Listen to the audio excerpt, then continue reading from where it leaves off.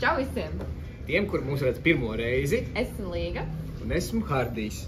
Un mēs pirms 3 gadiem pirmo reizi Covid laikā atbraucām uz Balī un iemīlējāmies šajā salā. Ļoti. Nu, un tā mēs šeit kaut kā esam jau 3. ziemas sezonu.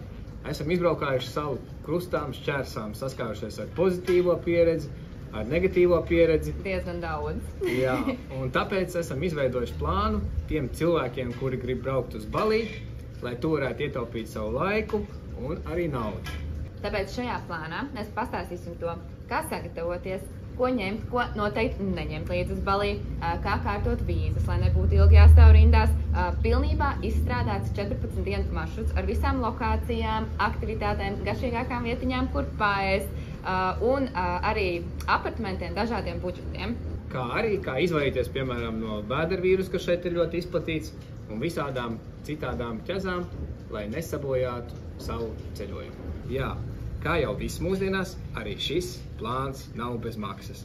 Bet to iegādājoties, noteikti beigās ietaupīs vēl vairāk naudu, jo mums ir uzticami kontakti, kas ir iekļauti plānā, laivu tūrēm, grupa, kur noīrēt skūterus, automašīnas ar vai bez šofera, arī ieejām ūdenskritumos un citās vietās, jo kā jau visur, arī šeit tikko atbraukuši turisti, ko mēģina viņi darīt? Apčakarēt.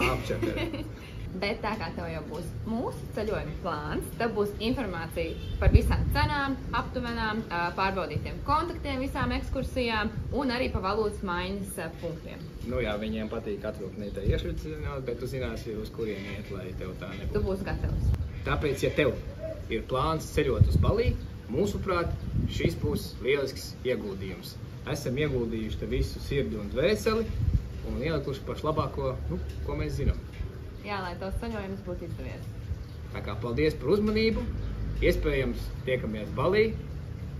Atā! Atā!